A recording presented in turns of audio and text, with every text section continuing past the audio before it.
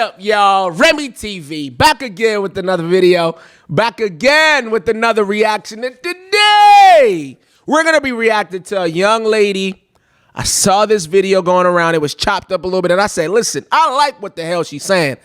I have to react to the full video. Her name is Zaria Simmons, and the way she broke this down is exactly how I feel. And not just how I feel, how a lot of other black people in America actually feel.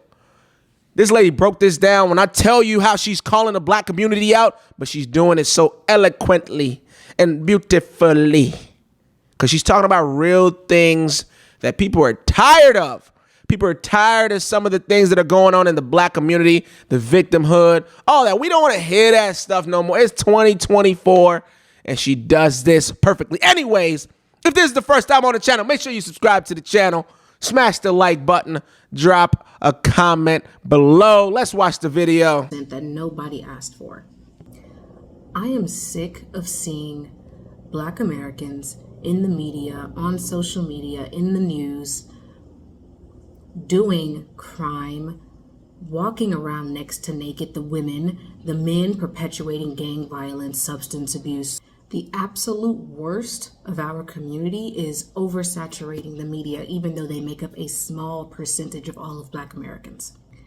The decay of our morality within black communities has been slowly declining over the past 20 years, and no one is talking about it, no one is saying anything about it or trying to address it. And if you do, you are often told that you're policing black bodies. If you say black women, stop getting on the internet and in the media, twerking, walking around with little clothes on. People tell you that you're policing bodies, policing black bodies, or it's respectability politics. If you are black and you speak your piece on what we're seeing in the media, if you don't like seeing the low morality that is often portrayed about the black community in the media, from the trap music to the black women twerking in music videos and all over social media, the Sukihanas and the Sexy Reds of the world.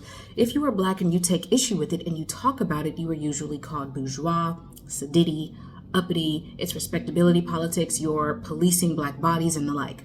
And it's like, no, I'm black too. And as such, this being my ethnic culture as well, I have a right to have something to say about what I'm seeing going on. Your average black American is a middle class, working class, blue collar Jane and Joe.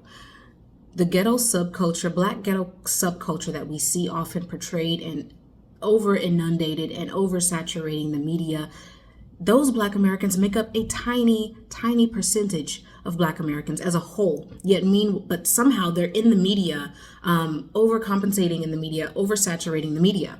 I know I don't just speak for myself when I say that I'm sick of seeing it, that it's gross, that it is destroying what black culture actually is. It's co-opting black culture as a whole and making it seem as though all of black culture is ghetto subculture. I'm not the only black American who takes issue with it. Because like I said, majority of black America is middle class, not in the ghettos, not out here perpetuating gang violence, promiscuity, and everything else. And I don't care if you claim it's respectability politics. I guess so be it. Because this is gross. It's getting really gross out here how blatantly disrespectful and low class we're acting on social media and in the media, on the internet, on TV. And you can claim that this is someone else's set of moral standards, but no, it isn't. It isn't. Look at black America in the 50s, in the 60s. Our moral standards back then, drastically different from what we have today, or what we're convincing ourselves is a moral standard today. Every racial group on the face of the planet has their own ghetto subculture within their respective racial and ethnic groups. This is the case for everybody, everywhere. White people, Asian people, Mexican people, you name it. The difference is that those racial groups and those ethnic groups do not allow their ghetto subculture to co-opt the entire culture as a whole and to represent the entire culture as a whole. They don't allow it. Everybody else within that respective ethnic group or cultural group or racial group has a right to say how they want to see themselves represented in the media, what they want to see and what they don't want to see, who gets to speak for them and who does not. except for when you're a Black American and you have something to say about the way that you see Black Americans being portrayed in the media, and you have a critique for your peers. You can't do it because it's respectability politics if you attempt to do it. Or you're judging your peers by a set of moral standards that somebody else created, which is a farce. From the Reconstruction era down through the 60s, Black Americans had their own set of moral standards and social protocols that we adhered to. Ask your grannies, ask your great grannies, they'll tell you. I have had just about enough of seeing Black culture being drugged through the muck by other Black Americans who are perverting it and turning Black culture, something that is beautiful, into something perverse. Showing their ass on the internet all the time. The men are constantly rapping and talking about gang violence. Our children are uneducated and stupid. We've created a cultural standard of promiscuity and single motherhood. And when a Black American goes to critique and judge our peers, our fellow Black Americans, and critique the condition of our neighborhoods today, they're shut down. That's respectability politics. You're policing Black Americans. If that's what it is, so be it. So be it. It needs to be said.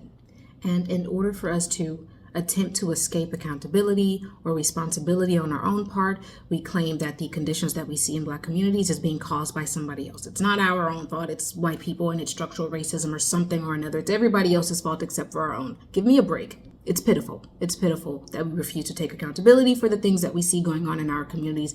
And sure, we can acknowledge that structural racism and the history of slavery in this country and discrimination and Jim Crow and Black codes and all of that has played a part in the conditions and some of the conditions that we see in Black communities.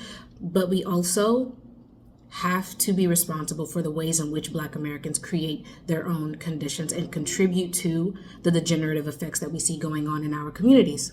Black Americans who don't want to hear that immediately run to innocence. They rush to innocence. They claim that it's respectability politics to call out these issues in our community. They claim that it's policing Black bodies to call out the low morality and the moral decay in our community. Call it whatever you want. You're not going to get me to shut up about it. I'm Black. This is my culture too. I have a right to talk about and critique what is happening in my culture and have something to say about it. Well said. Should I say more? She broke that down perfectly. And the thing is, listen, you'll have so many people say she's a goon or she just doesn't like herself and her Blackness and she's... Listen, man, at the end of the day, responsibility has to be taken. Responsibility has to be taken by the Black community. Without responsibility, there is no change. And if the goal is to be better, then we have to look in the mirror and say, oh, we have to do better. For things to change, we have to change. For things to get better, we have to get better. And if all we're going to do is look at something outside of ourselves to fix the conditions in our lives, then we've already lost. You're waiting for somebody else. You've been waiting for decades. How's that worked out? It hasn't. And so my thing is this. The Black community, starting with the music, terrible. Think about it. It used to be beautiful, loving your women music. Talking about Marvin Gaye and what? The 60s? It's so crazy. The hip-hop music today, because listen, at the end of the day, I like old school hip-hop. When I say old school, I'm talking about like, I still like Drake. Let's put it to you that way. The 90s, the 2000s, and then you get it get a little shaky after that, right? Because of the violence, the sex, the drugs, all they want to talk about is that. I can't relate to that. I don't gangbang. I don't gangbang. I don't do drugs. I don't want to kill nobody. So I can't relate to the music. So I was like, man, I need to find other music that's going to fuel my soul. So obviously I started listening to Afro beats. I'm African, born in Kenya, and I love it. Afro beats. I'm a piano. And then I went back to the 60s and the 70s and the 80s. Soul music. Soul music. I listen to it all the time. Why? It was beautiful music. It wasn't demeaning to women, right? Nobody was being called a hoe. Nobody was being called a this or that in the songs. It was uplifting women, uplifting families. It was just music that is just soothing to the soul. Today, the music is degenerate music, drugs, and they do it on purpose. They feed this to the black community on purpose. So it's got to be the black community saying, nah, we don't want it. But are they really going to do it? Is the black community going to say, no, this ain't the culture. This ain't our culture. When people say black culture, I'm like, black culture? You're talking about that's black culture? That's not black culture. You got to think about it. 75%, 80% of black households today don't have a mother. Like they live in a single parent household. Is that black culture? Is that what we want? Or we want to reverse that and go back to when it was actually 80% of the households had a mother and a father in the home. That's black culture.